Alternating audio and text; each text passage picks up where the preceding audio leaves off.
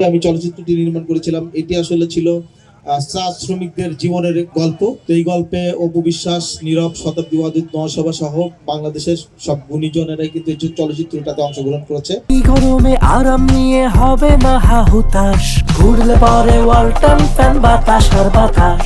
আশা করছি যে চলচ্চিত্রটিতে আপনাদের ভালো লাগবে। পাশাপাশি এই উৎসব আরো 2 দিন, আজকে এবং আগামীকালকেও আছে। যে সমস্ত চলচ্চিত্রগুলো এখানে প্রদর্শিত হবে, সব প্রত্যেকটি চলচ্চিত্র কিন্তু বেশ মানসম্মত এবং ভালো চলচ্চিত্র। আপনারা এখানে মনোযোগ দিয়ে চলচ্চিত্রগুলো দেখবেন।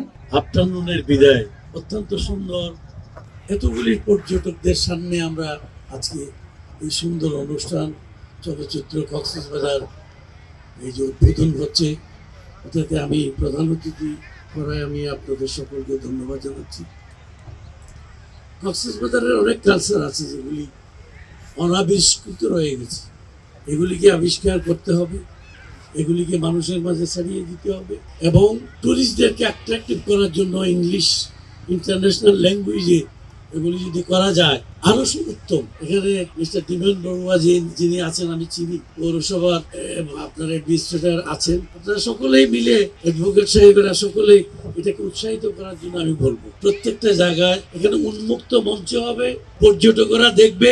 শুধু এই ফিল্ম না, নাটক এবং অন্যান্য জিনিসও এখানে মঞ্চায়িত করার জন্য আমি আপনাদেরকে আহ্বান জানাই।